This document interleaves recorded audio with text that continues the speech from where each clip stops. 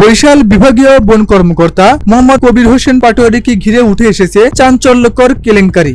যেখানে একজন যুবকেরা একটি বিয়ে করতে পারছেন না, সেখানে তিনি ক্ষমতা ও প্রভাব খাটিয়ে একে একে 17 নারীকে প্রতারণার ফাঁদে ফেলে বিয়ে করেছেন। পড়াশোনা, সরকারি চাকরি, সম্পত্তি কিংবা বিমানবালা পদে চাকরির লোভ দেখিয়ে গড়ে তুলেছেন প্রতারণার সাম্রাজ্য। বিষয়টি নিয়ে বরিশাল চিফ মেট্রোপলিটন ম্যাজিস্ট্রেট আদালতে মামলা হয়েছে।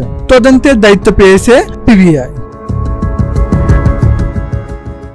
ভুক্তভোগী নারীরা প্রকাশ্যে এসে অভিযোগ তুলেছেন, প্রথম বিয়ের তথ্য গোপন করে একে একে 17 জনকে বিয়ে করেছেন কবির হোসেন। ঢাকার নাজনীন আক্তার শিলা, নারায়ণগঞ্জের সোনিয়া আক্তার, খুলনার নাসরিন আক্তার দোলন সহ অনেকে কাশীপুর বন কার্যালয়ের সামনে মানববন্ধন করে জানান তাদের দুঃখের কথা। গুরুতর অভিযোগ, বিয়ের পর চাপ সৃষ্টি করে সম্পত্তি হাতিয়ে নেওয়ার চেষ্টা করতেন তিনি। সর্বশেষ গত 14 ফেব্রুয়ারি খুলনার খাদিজা আক্তারকে বিয়ে করে তার বাবার বাড়ির সম্পত্তি দখলের চেষ্টার অভিযোগও উঠেছে। মুসলিম ফ্যামিলি আইনের 6 ধারা ভঙ্গ করে একাধিক বিয়ের এ ঘটনা ইতিমধ্যেই দেশ জুড়ে তোলপাড় তুলেছে।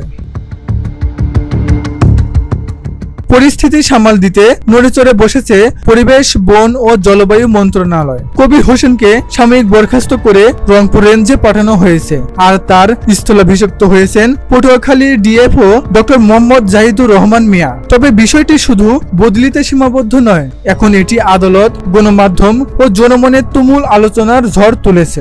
ভুক্তভোগীরা চাইছেন দ্রুত বিচার, আর সাধারণ মানুষের প্রশ্ন, সরকারি ক্ষমতাকে ঢাল বানিয়ে প্রতারণার এমন ভয়ঙ্কর অপব্যবহার আর কতদিন চলবে? মিরাজুল ইসলাম, ডেস্ক রিপোর্ট।